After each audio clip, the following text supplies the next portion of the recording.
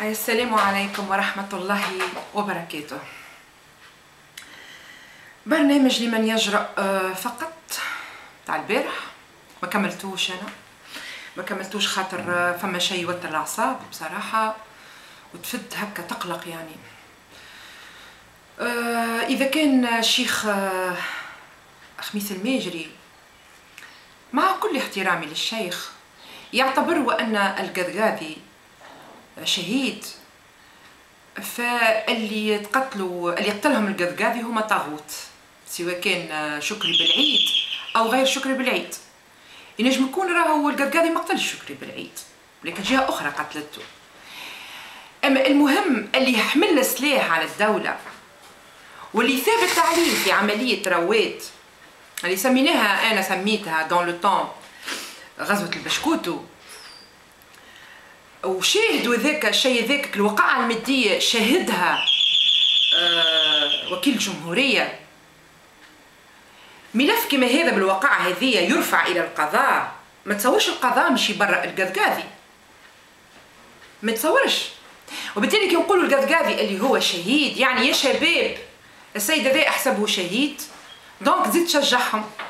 بارك الله فيك سي خميس، يعني كان أنت تتصور هكا يعني. وإذا كان باش تقول أن القذقاذي شهيد وشكري شهيد، نحن نعرفوا المصطلحات القانونية، اللي يقتل ماهوش شهيد والمقتول هو شهيد، القاتل ماهوش شهيد والمقتول هو شهيد، ونحسبهم شهداء. ما نضيفوش كلمة أحسب، إيه بالطبيعة الناس كلنا نحسبهم شهداء عند الله، والله يعرف الشهداء نتاعو.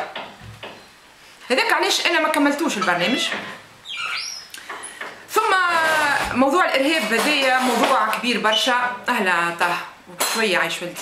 موضوع الارهاب هذايا موضوع كبير برشا، والارهاب في تونس هذايا اللي يحب يعني يتحط كان على الاسلاميين ونقول لهم ليه راكم غالطين. علاش؟ لان الارهاب نجم تكون يعني ماهوش اسلامي وارهابي. المافيا نتاع ايطاليا ارهابيه وهي ماهيش اسلاميه، يعني كل من يرفع السلاح وكل من يقتل الناس هو ارهابي، هو إرهاب. يرهبونهم كما في القرآن، يرهبونهم يخوفوهم يرهبوهم. إذا كل من يعمل العنف هذايا بالقتل هو إرهاب. نحن بس ساعات يقول يرهبني بالكلام، معناه يخوف فيا بالعنف اللفظي نتاعو.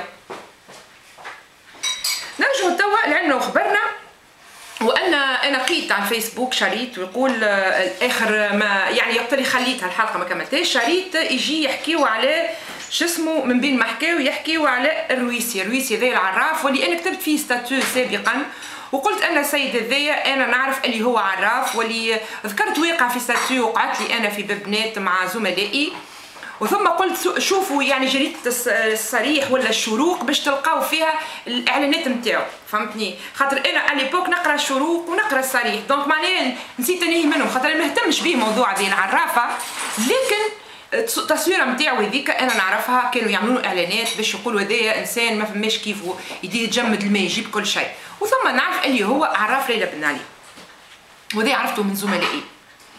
ايش يقول هذايا اللي كان هو في الامن يخدم واللي خرجوا الراجحي، قالوا ان السيد هذايا معناها عرف كيف جا شو اسمه الصحفي اللي يعرفوا مليح ويعرفوا حتى في داره، قال راهو مع يعني تعامل مع جهات اجنبيه، استخبارات اجنبيه واستخبارات داخليه، ونعرفوا راهو الشيء ذا. معظم العرافه 99% يهزوا الاخبار. انا 3 مرات في حياتي كمحاميه جرجروني، دائما يجرجروني، يبعثوا لي وحده صاحبتي تدخل بين جلدي وعظمي وتلقاها هي سوا ديزان عندها مشكلتها، فهمت كيفاش؟ وهي زاده هي بالحق تلقاها عندها مشكله، راه مش معناها، ويقولوا لها برا يشوفوا على ايمانها تلقاها ضعيفه في اللحظات هذيك، عندها الظروف الاجتماعيه نتاعها وكذا والعائليه، فتجيني يا مان راجي يمشي معايا، مان عايش اختي فضلك كذا تلصقني باش نمشي معاها. افكتيفمون مشيت، ومره مشي مره ولا مرتين زاد امي زاد كيك يدبروا عليها مسكينه وما فاهمه حد شيء، جست باش نرضيها وكهو ونقولها يا عمي رد بالك راهم الناس يتجسوا علينا نزلنا في اخبارنا. المهم السيد هذايا قالوا اللي هو هرب، يا نعم هرب من الحبس، هرب من المراقيه، وسجن المراقيه يصعب باش تهرب منه، فشكون هربوا؟ هذه حاجه يعني غض عنها الطرف الامن، ونحن نعرفوها. انا اول الثوره قلت لزملائي في المحكمه نحن رانا مازال نظام بن علي قائم. انا شو نقول؟ تحليل الامور على قذقاذي اللي مات صحيح معناها في رواد، واللي بوه قال هذيك جثه ولدي، والرويسي. من هنا باش نقول بعض الملاحظات واطرح بعض الاسئله واترك لكم التخمين. نترك لكم التخمين يا توانسه والتفكير، باش مش يعني الارهاب يلبس كان الاسلاميين. لا، فما جهات اخرى تخدم على رواحها ولصق في الاسلاميين. هذا ما ينفيش ان عندنا اسلاميين ارهابيين، ما ينفيش. باهي، وشفناه يعني الاخوان متاع مصر شنو اللي عملوه. اي سيدي، ناخذ الرويسي قبل. الرويسي اللي هربوه يلزمهم يكونوا متنفذين برشا. مش سهل معناها باش يهرب من سجن المرنقية. وسيد هذايا انا كي باش نرجع بالتحليل ونقول شو بيركي قال يعني معلومات، فما قاعد معلومات عطات اخبار. الاخبار هذه كانت تزف الى السورياتي، الله يفرج عليه على السورياتي، واللي هو كان امين، واللي هو كان معناها هو اللي كان وراء خروج بن علي من تونس، واحسن كي خرج خير ما قتلوه كما قتلوا القذافي. اذا نفس الجهه انا نقول انا راجل متكتكه، يقولوا مقربعه، نقول نفس الجهه اللي عطات المعلومات اللي هي في الداخليه المخترقه، عطات المعلومات اللي شو اسمه وصلتها للسورياتي باش بن علي هجم البلاد، لانهم هم يحبوا يحطوا نظام اخر. نفس الجهات هي اللي خرجت الرويسي، زعما تكون متنفذه باش تنجم خارج الرويسي من المرنقيه. نفس الجهات هي اللي توا تخدم بالرويسي وخدمت بالقذقاذي. نرجعوا توا لسي القذقاذي توا المجموعه الكل اللي في رواد كلمت عائلاتها وطلبوا السماح من عائلاتهم. هذا شنو سمعنا، وودعوا عائلاتهم الى القذقاذي. تقول قايله علاش؟ شد عندك، يا اما ما عندوش بورتابل، يا اما عنده بورتابل وما نجمش يتكلم. علاش ما نجمش يتكلم؟ وكيفاش ما عندوش بورتابل وهو على درجه من الارهاب هذا؟ انا نقول وان فما شكون معاه هو اللي هزوا الرواد باش يموت في رواد. انا توا نقول سيد القذقاذي مات لان ابوه شاف الجثه، ولان وكيل الجمهوريه وقاضي التحقيق عاين الجثه والدم نتاعها مازال سايل، معناها ما قتلوش عنده عام. القذقاذي ما كلمش بوه قال انا خاطر بالكشي خايف عليه يقولوا لي يتبعوا فينا. لكن ليلة اللي باش يموت، وقت اللي عرف روحه باش يموت القذقاذي يلزمو يطلب السماح من بوه. عمالك كيما عملت الناس الاخرى. يظهر لي وانا القذقاذي ما كانش يتصور روحه باش يموت نهارتها. يا نعم، ما كانش يتصور روحه باش يموت نهارتها. وكما يعني هزوه لجبل الشعامبي باش يقتل المجموعه غادي جنودنا الشهداء الابرار اللي دافعوا على تونس على نيتهم، في بالهمش اللي هي المؤسسه الامنيه مخترقه وتبيع في رواحها للاجانب. تبيع في رواح الاجانب. دونك ما كلمش عائلته لانها المسرحيه باش تواصل.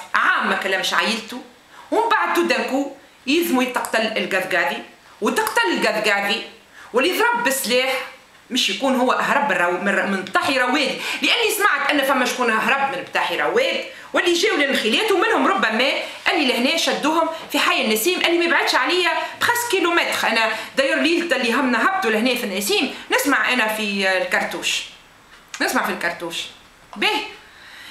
اذا يا سيدي حسب تخميناتي انا اللي يخدم في الرويسي خدم القذقاذي وهو مواصل في العمل نتاعو حتى يتحط الارهاب كان على الاسلاميين، وبالتالي نعملوا نحن منظومه حكم كما نحبوا نحن، كما عملنا منظومه دستور كما يحبوه هما. يعني حبوه هما الدستور من برا، دستور الماني، دستور امريكي، دستور اللي تحبوا، عملوا هنا كما يحبوا هما. وقلت الدستور فيه حاجات باهيه وفيه حاجات خايبه، ما نحكيوش على التحرير، فما ركاكه في التحرير ومعناها جزئيات ما يهمناش، هذا مش ندخل في موضوع الدستور. المهم وانا نحن التوانسه كي تبداو تحكيونا وتعملونا في التمثيليات هذيا رانا نطرحوا 1000 سؤال وسؤال. باهي القذقاذي كم يكونش هزينو ليلتها غادي، هذا التفكير ايش يقول؟ كي هو من المجموعه هذيك نتاع رواد يقول القايل شبي ما راه حتى حد يتعدى يدخل الدار، لان القذقاذي نشرت الصور نتاعو، انا كان راه في الشارع نعرفه معناها، ونمشي نعلم نقول راهو القذقاذي ريتو دون تيل اندغوا. اور حتى واحد من الحومه شعبيه ذيك اللي وراوها، انا نعرفها الحومه هذيك شعبيه، راهو نعرفوها راهو كيفاش. ما قالوش راهو القذقاذي دخل الدار هذيك، باهي يقول القايل دخل بنقاب. كيفاش يدخل النقاب امراه في وسط رجال؟ حومه شعبيه، يعني كان يراو مجموعه نتاع شباب وداخلت المراه راهو اعلموا عليها. اذا القذقاذي جاب ليلتها كملوا به خدمتهم هذيك وانتهى موضوع القذقاذي. لان القذقاذي لازم يكون يعرف، كان جاي يعرف روحه باش يموت ليلتها راهو كلم بوه. يا نعم راهو كلم بوه. باهي انا نحب نقول للتوانسه الكل ان سمير الوافي البارح في البرنامج نتاعو اساء للشعب التونسي، كيف جاب سي خميس الماجري يقول وان القذقاذي شهيد، واذا كان هو القذقاذي شهيد يعني الاخرين اللي ماتوا على يد القذقاذي هم يعني طاغوت. شو نقول انا؟ ونقول زاد كيما الاستاذ الغضباني قال من القضاء هو اللي يثبت يقول هو ارهابي ولا لا. نقولوا صحيح سي حسن صحيح، ولكن يا سي حسن نحن كنا محامين ونعرفوا ان الملف الوقائع اللي باش تقدم للقضاء البحث الابتدائي هو هذاك اللي يقوم عليه اساس الحكم من بعد والمرافعات من بعد. مش معقول باش ننسفوه الكل نحن البحث الابتدائي، واذا كان تجي قرائن قويه وانه السيد هذا هو قتل هو قتل، ربما السيد هذا مفعول به مخدرين ولا شنو يخدموا به اش يحبوه هما، او هو عن محض ايراد والله اعلم، هذه ما نعرفوهاش، ان شاء الله نعرفوها عند ربي. المهم السيد هذا كي نحن نجيب الوقائع نتاعو اللي قالوا العروي هو نفس اللي باش يقولوه القضاء، لان واحد بحزام ناسف وواحد جايبينه اشرط اللي هو يذبح في الجنود نتاعنا ظاهر وانه انا كنغزل نقول ارهابي، مش حتى لين يثبت انه ارهابي القضاء باش يعطي الحكم نتاعو بناء على البحث الابتدائي، مش باش ننسفوه، لكن فما حاجات نفرزوها فيه شنو الصحيح شنو مش صحيح، وتبنى قناعه للقاضي، وهذا لازم يعرفه الشعب التونسي. ماهوش معقول انا نشدك متلبس بتهمه ونقول لك لا راك انت ماكش متلبس بالحزام الناسف، متلبس بالسلاح، متلبس باشرطه. قلنا نحن ما نعرفوش شنو اللي عاملينه الراجل هذا، ربما عند ربي هو شهيد كما شكري، لان اللي يراهم المسرحيه هذه هم اكابر المجرمين يحتمل هذايا، لكن لا نقول الى شبابنا ان القذقاذي بالوقائع هذيك اللي لبسته انه شهيد، هو ليس شهيد. ربي فرجاه يرحمه، ربي يرحمه وينعمه ويغفر له، وبوه ربي صبره، ونحن نتعاطفوا مع بوه ونتعاطفوا مع كل الوالدين الام والاب اللي اولادهم معناها اساءوا لهم سواء بالارهاب او بالاجرام. وانا محاميه راني كيف النوب معناها ناس معناها مجرمين تلقاه سارق والا فما عنف والا فما دراغ واللي تحب انت، سخفوني العائله، سخفني الام، سخفني البو، لكن هو مجرم يعني مجرم، ونحطوه في السجن يتم ايداعه بالسجن باش معناها فماش معناها ما يتربى ويخاف. اما مش نجي نغلط شعب كامل ونوليو نحن نبيضوا في الارهاب ونوليو نعطيو في صوره اخرى نغلطوا في الشعب، ماهوش معقول وغير مقبول باش الشيء ذا يتعمل على بلاتو وفما ناس ما تفهمش الواقع وما تحللش وما تطرحش اسئله. غالب الظن عندي انا وان المجموعه ذيك جيء بها مجموعه رواد جيء بها الى ذلك المكان. من هي الجهه اللي جاءت بهم؟ هي اللي اعطت المعلومه للامن باش الامن دهم عليهم وضحى ينعم ضحى بشهيد من الحرس الوطني، ربي ان شاء الله يصبر والديه ويسكنه فراديس الجنان. نفس الجهه اللي هي هربت رويسي، نفس الجهه اللي هي قتلت شكري بالعيد، لان القذقاذي ما عنده حتى شو مشكله مع شكري بالعيد يعرفوا عنده بعلاقه. ما قال فوزي بن مراد الجهه تكون كان سياسيه، نعم لانه هو سياسي السيد هذاك، لكن الارهاب لهنا نتاعنا مش معناها ربحوا كان للسياسيين كهو، لا السياسه باش يحكموا بيهم، لكن البلاد هذه لازم يتم احتلالها وتم احتلالها ونحن محتلين بطريقه غير مباشره. هذا ما يحبوش معناها التوانسه، برشا توانسه يفهموه، لا يلزمكم تفهموه. جابوا هالاسلاميين يحكموا فينا، النهضه اللي ما عندها حتى خبره في الدوله وفي تسيير شؤون الدوله، وخدموا بيهم، وهما الخطاب نتاعهم صحيح تحريضي وفيه برشا تشنج وفيه برشا عنف. فما في اوقات نعذروهم، في اوقات ما نعذروهمش. انا مش ندافع على النهضه، لكن لابد الحق يظهر. وسيبوا البلاد ينعم، وقد ما يعملوا لهم يعني قد ما يعملوا عنف ويلبسوه الاسلاميين، قد ما تضعف النهضه ينعم، قد ما تضعف النهضه. اور اللي هو قاعد معناها ينتفع من الارهاب هذايا هي جهات اجنبيه بايادي الداخليه، ايادي اخترقت وزاره الداخليه ينعم. يقولوا فما امن موازي صالح النهضه، ولا هذا التحقيق هو اللي يجيبوا. باش نقول لكم 1000 سؤال وسؤال تطرح، لكن انا ديما نقول وانها الطرح قوي ياسر على كل احزاب تونس، وبرشا احزاب مرتزقه ولا يهمها الا الكرسي، ولا يهمها الا المصلحه الحزبيه والشخصيه، واعتبار تونس غنيمه والمشاركه في غنيمتها. ان شاء الله ربي يفرج علينا، ان شاء الله ما يطلع للحكم في المره القادمه الا اللي يخافوا على تونس، ولو انه يصعب شويه، لان مادامنا مخترقين في الداخليه ومخترقين في الاحزاب، فبالتالي باش نشوفوا يعني ناس باش تحكم في تونس ما تحسش على الوطن هذايا، ما تخممش في الشعب هذايا. الشعب هذايا اللي ما قام مش بشراء الحي في الشارع والنقاب، قام على الكرامه، على الشغل، على الحريه، امور اقتصاديه وكرامه. ينعم حريتي، نحب نتكلم، نحب نعبر، ونحب ناكل، ونحب روحي مستور، ونحب روحي عندي دار، من حقي يعني شيء ذا كل انسان تونسي يحلم به. فيعني قلبوها لنا وردوها لنا سلفيين، وردوها لنا انصار الشريعه. انا من عتيد ينعم معلومات الجهات، وقلت لهم راو فما ناس دخلت نعرفهم، الناس هذوما كمحاميه انا راهم الناس هذوما ما عندهم حتى صله بالدين. راهو البارح في الايام كان يبيع في الدروغ، راهو يعمل في كذا وكذا ويخرب لنا في شبابنا ويهلكنا في شبابنا، راهم ولاو في انصار الشريعه. كيف سمعت اعلمت، يلزمني نعلم على حاجه كيما هذيا، يلزمني نعلم على حاجه كيما هذيا، وكل تونسي يشعر بشيء هذايا يلزمو يعني يمشي يعني مع الناس هذوما، وذوما ناس مندسين. انصار الشريعه اذا كان ما يعملوش الارهاب وما يثبتش عليهم الارهاب، انا ساعه ضد انه هي مجموعه تتحط تحت الارهاب، وحتى راشد الغنوشي وبطلب من امريكا، نعم طلب من جهات اجنبيه، امريكا والله اعلم معها المانيا. المهم اللي يرهب الشعب، اللي يهز سلاح على الشعب، سواء كان هو من السلفيه ولا من النهضه ولا من انصار الشريعه ولا من اليسار ولا من تحبوا انتوما، هذاك فما قانون وفما بلاد فيها محكمه وفيها قاضي ويحكم عليه.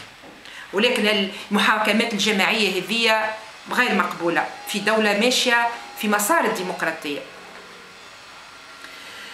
انا اللي نقوله يا توانسه، مش كل واحد يعملوا له عمله تقولوا راهو هذايا اسلاميين. ثم هاو سفيان بن فرحات سمعنا اللي عطاوه ريحه وفشخوه وضربوه وكذا، واللي جاء ضربوا فشخوا قالوا لي انا رهضاوي وكذا وكذا.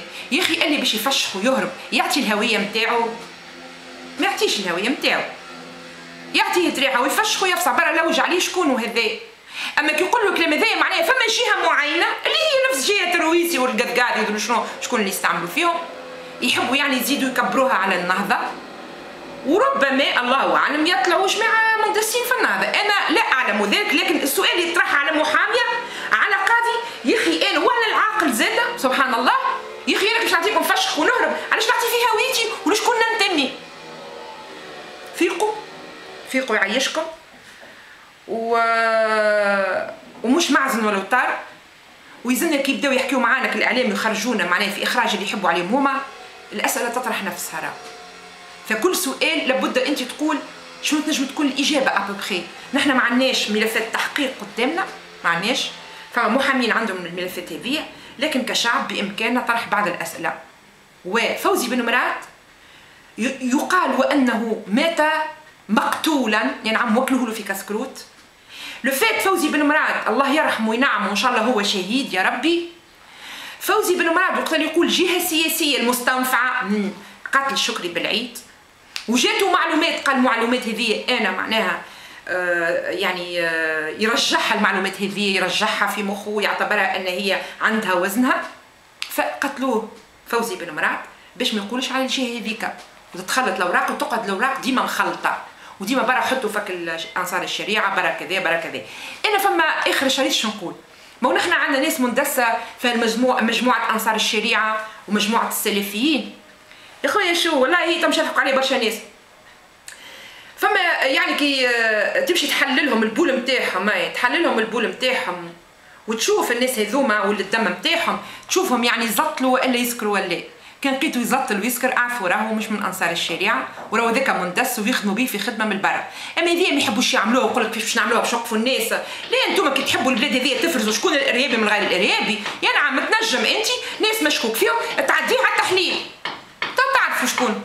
ومكثر وجوه مقرفه، ريتهم انا قدام المحكمه راهم وجوه مقرفه نتاع مجرمين. قال لي انصار الشريعه. يا اخي هالشريعه هذيا نحن اللي هما عاملين بها شعار، وابو عياض هو الرئيس نتاعهم والزعيم نتاعهم، واللي تو الله اعلم هو ما خرجش عمل حتى شريط، راهو معناها هو مجدود. يا اخي الناس هذوما يفهموا واقعهم ويفهموا وضعهم ويفهموا بلادهم ويحبوا بلادهم هذيك، مش يحبوها ما يخليوناش يزيدوا يولينا حتى يعني احتلال مباشر. نحن تو احتلال غير مباشر، مازلتوا مش كملوا علينا يعملونا احتلال مباشر. افرزوا رواحكم يا اخي، تلقاو جماعه فيكم مش نتاعكم، والامن معنيه كان يمشي فيها الطريق. علاش لا ما نحللوش هذا ذاك الشك فيه؟ مادامني انا نحارب في الارهاب تما والنيه بركه فيها مشكله في الارهاب، في قانون الارهاب. برا حللهم الدم نتاعهم وحللهم البوله نتاعهم تشوفهم تلقاهم دي دروغي، معناها ناس سكرجيه للسماء. تقول لي انصار الشريعه، ما فهمتش شنو هي الشريعه؟ شريعه شكون هذي؟ شريعه امريكا ولا شريعه ربي؟ السلام عليكم ورحمه الله وبركاته. ربي يفرج علينا، وحسبي الله ونعم الوكيل في كل من يخرب في تونس، والله المستعان عما يصفون. السلام عليكم.